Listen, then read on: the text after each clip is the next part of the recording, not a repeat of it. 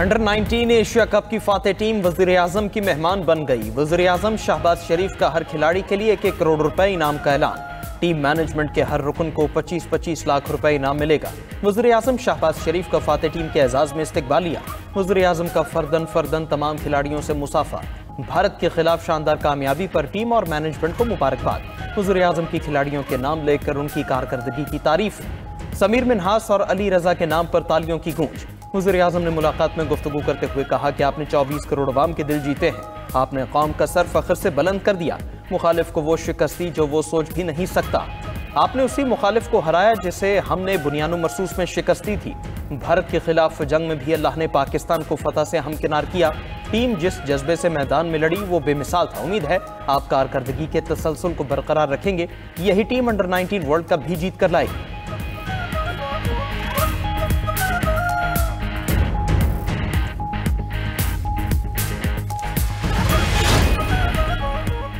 Field marshal Syed Asim Munir से Pakistan under 19 cricket team की मुलाकात। फील्ड मार्शल ने इवेंट जीतने पर खिलाड़ियों और टीम मैनेजमेंट को मुबारकबाद दी। टीम के नज़्म-ओ-ज़ब्त, टीम वर्क और फाइटिंग स्पिरिट को सराहा।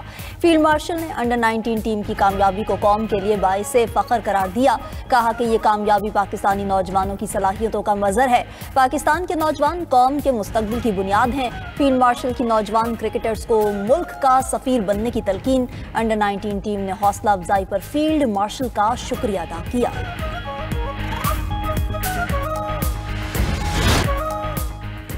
चेयरमैन पीसीबी का भारतीय टीम के मुतासिबाना रवैये का मामला आईसीसी में उठाने का फैसला। टीम से मुलाकात में गुफ्तगू करते हुए मोहसिन नकवी ने कहा कि फाइनल मैच में भारतीय खिलाड़ी हमें इश्तियाल दिलाते रहे। भारतीय टीम के रवैये से आईसीसी को आगाह करेंगे। सियासत और खेल को अलग अलग रखना चाहिए। मोहसिन नकवी ने मजीद कहा कि लाहौर में हाई परफॉर्मेंस सेंटर बनाने जा रहे हैं। अंडर 19 क्रिकेट टीम की जीत हमारे लिए एक बड़ा एजाज है। जीत का क्रेडिट हमारी पूरी टीम को जाता है। चेयरमैन पीसीबी ने गुज़श्ता रोज टीम के हर खिलाड़ी के लिए 50-50 लाख रुपए इनाम का ऐलान किया था।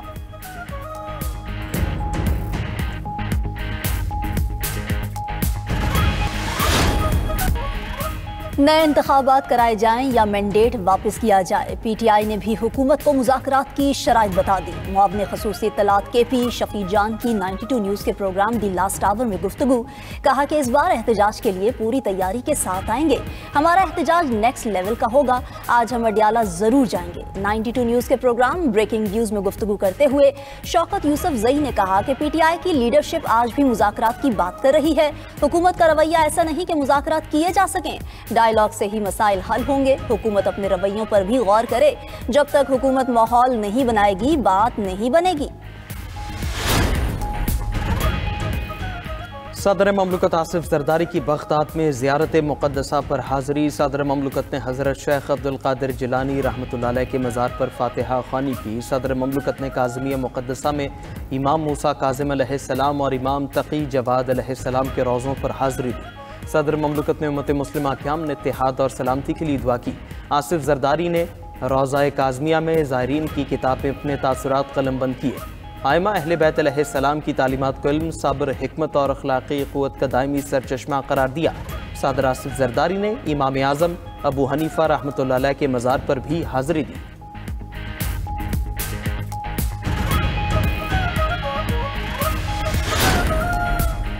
लाहौर हाई कोर्ट ने पंजाब प्रॉपर्टी ऑर्डिनेंस मुअत्तल कर दिया। प्रॉपर्टी ओनरशिप ऑर्डिनेंस के तहत दिए गए कब्जों को वापस करने का हुक्म।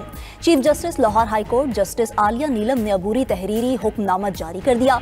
हुक्मनामे के मुताबिक तमाम प्रॉपर्टीज का दरख्वास्तें दायर करने से पहले का स्टेटस बहाल। अदालती अहकामात तक प्रॉपर्टी ओनरशिप ऑर्डिनेंस पर कार्रवाई मुअत्तल रहेगी। आइन के आर्टिकल 23 और 24 में प्रॉपर्टी राइट्स का तहफ़्फ़ुज़ दिया गया है।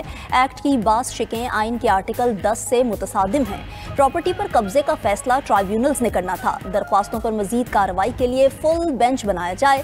एडवोकेट जनरल पंजाब को अदालती मुआवनत के लिए नोटिस जारी।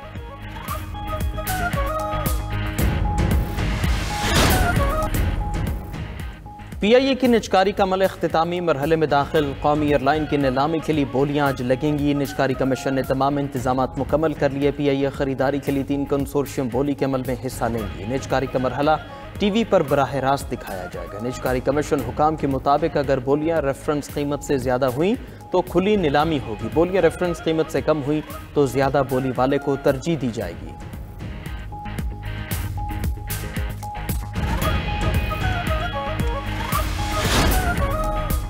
खैबर पख्तूनख्वा हुकूमत का कोहाट खरलाची नया रेलवे ट्रैक बिछाने का मंसूबा। वज़ीर आला सुहेल आफरीदी की ज़ेर सदारत इजलास सूबाई हुकूमत और रेलवे में ताउन और इश्तराक बढ़ाने पर इत्तफाक हो गया।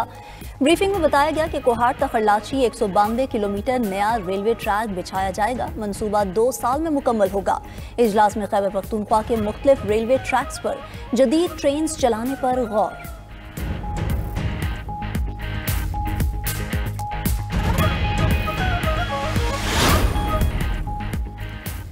अमेरिका और वेनेजुएला के दरमियान कशीदगी से पेट्रोलियम मसनूआत की कीमतों में इजाफा। अमेरिका अब तक वेनेजुएला के 3 ऑयल बरदार जहाज कब्जे में ले चुका है। अमेरिकी खाम तेल 44 सेंट इजाफे के बाद $56.96 फी बैरल हो गया। ब्रेंट ऑयल की कीमत 46 सेंट इजाफे से $60.93 रिकॉर्ड।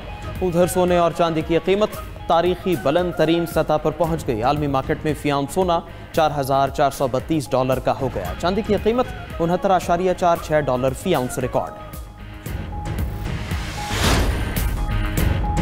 जंगबंदी मुआहिदे के बावजूद इसराइली फौज की गजा में सफाकी जारी। गजा और मगरबी किनारे में हमलों से मज़ीद 4 फ़लस्तीनी शहीद। इसराइल ने मुआहिदे की मुसलसल खिलाफ वर्जी करते हुए इमदादी सामान की तरसील भी रोक दी। लाखों फ़लस्तीनियों को खुराक, अद्वियात और बुनियादी सहूलियात की कमी का सामना। उधर इसराइली फौज के लबनान पर ड्रोन हमले में 3 शहरी मारे गए।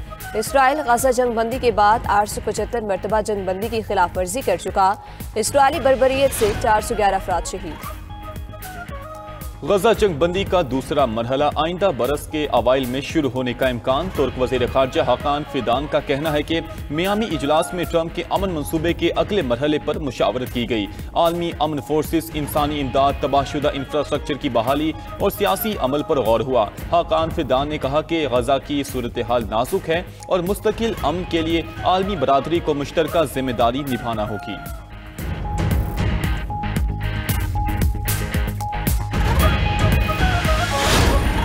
गजा जंगबंदी का दूसरा मरहला आइंदा बरस के अवाइल में शुरू होने का इम्कान। तुर्क वज़ीर ख़ारजा हाकान फिदान का कहना है कि मियामी इजलास में ट्रंप के अमन मंसूबे के अगले मरहले पर मुशावरत की गई। आलमी अमन फोर्सेस, इंसानी इमदाद, तबाहशुदा इंफ्रास्ट्रक्चर की बहाली और सियासी अमल पर गौर हुआ। हाकान फिदान ने कहा कि गजा की सूरत हाल नाजुक है और मुस्तकिल अमन के लिए आलमी बरादरी को जिम्मेदारी निभाना होगी। सूडान में जारी जंग के खात्मे और जमहूरी अमल की बहाली के लिए सियासी और समाजी तंजीमों का इत्तफाक। तंजीमों ने 9 निकाती सियासी रोड मैप पर दस्तखत कर दिए। शहरी क़ुव्वतों को सूडानी मुसल्लह अफवाज और रैपिड सपोर्ट फोर्सेस के मुकाबले एक तीसरी क़ुव्वत के तौर पर सामने लाया जाएगा। साबिक सदर उमर अल बशीर के दौरे के अनासिर को सियासी अमल से बाहर रखने और सिक्योरिटी इदारों में शहरी निगरानी में इस्लाहात पर जोर। एलामिया जारी कर दिया गया। थाईलैंड और कंबोडिया के दरमियान सरहदी झड़पें तीसरे हफ्ते में दाखिल। दोनों ममालिक के हुकाम अगले हफ्ते जंगबंदी के इम्कान पर बातचीत करने के लिए तैयार। दोनों ममालिक के वज़ीर ख़ारजा ने मलाइशिया में आसियान इजलास में शिरकत की। थाई वज़ीर ख़ारजा ने कहा कि जुलाई की जंगबंदी जल्दबाजी में की गई है और अब फौजी हुकाम 24 दिसंबर को मुलाकात करेंगे। रवामा झड़पों में 40 अफराद हलाक और लाखों बेघर हो चुके।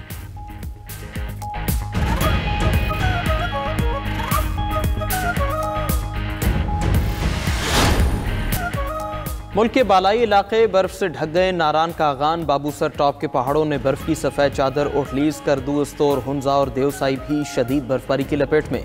सरन वैली के पहाड़ों पर हर तरफ बर्फ के नज़ारे। गलियात में शदीद जालाबारी से ज़मीन सफ़ेद हो गई। मुल्क के कई इलाकों में बारिश और यकबस्ता हवाओं ने भी सर्दी की शिद्दत बढ़ा दी। वादी नीलम का मौसम मज़ीद ठंडा ठार। मूसलाधार बारिश से इस्लामाबाद का हर मंजर उजला हो गया। मरी और गलियात में काली घटाएं जमकर बरसी। महकमे मौसमियात ने मजीद बारिशों की पेशगोई कर दी। दूसरी तरफ लाहौर में एक बार फिर धुंध के डेरे। मोटरवे M2 लाहौर से हिरन मीनार तक बंद।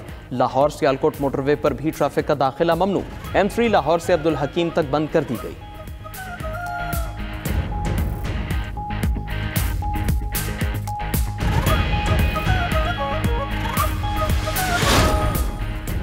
बांग्लादेश और भारत के दरमियान कशीदगी में इजाफा। बांग्लादेश ने भारतीय दारुल हुकूमत नई दिल्ली में कौंसलर और वीज़ा सर्विस मुअत्तल कर दी। बांग्लादेशी मिशन के मुताबिक फैसला सिक्योरिटी हालात की वजह से किया।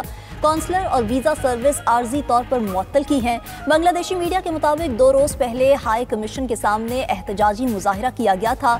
भारतीय मुजाहिरीन ने हाई कमिश्नर को कत्ल की धमकियां दी थी। उधर भारत ने चिटागोंग में वीज़ा सेंटर बंद कर दिया।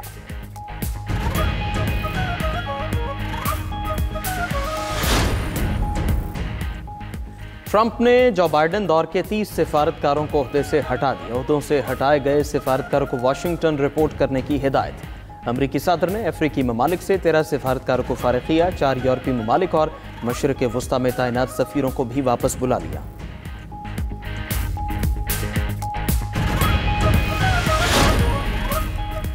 जंगबंदी मुआहिदे के बावजूद इसराइली फौज की गजा में सफ़ाकियत। गजा और मगरबी किनारे में हमलों से 4 फ़लस्तीनी शहीद हो गए। इसराइल ने मुआहिदे की मुसलसल खिलाफ वर्जी करते हुए इमदादी सामान की तरसील भी रोक दी। लाखों फ़लस्तीनियों को खुराक, अद्वियात और बुनियादी सहूलियात की कमी का सामना। उधर इसराइली फौज के लबनान पर ड्रोन हमले में 3 शहरी मारे गए।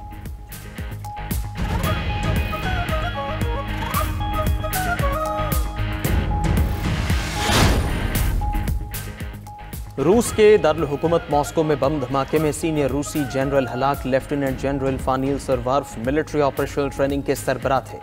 हुकाम की जानिब से शुबा जाहिर किया जा रहा है कि हमला यूक्रेनी स्पेशल फोर्सेस की जानिब से कराया गया।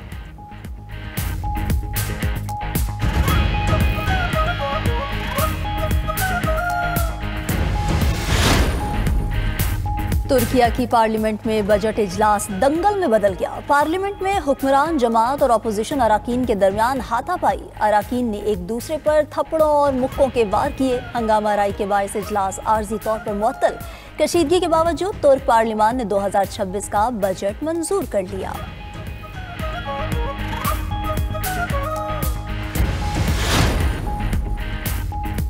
अबू ज़हबी में इलॉन मस्क की मुत्तहिदा अरब अमारात के सदर शेख मोहम्मद बिन जायद से मुलाकात। मुत्तहिदा अरब अमारात में टेक्नोलॉजी शराकतदारी के फ़रोग़ पर इत्तिफ़ाक़। AI, डिजिटल मईशत और मुस्तक़बिल की टेक्नोलॉजीज़ पर भी तफसीली गुफ्तगू। दुबई को आलमी सतह पर टेक्नोलॉजी और जिद्दत का मरकज़ बनाने के अज़्म का भी इजहार किया गया।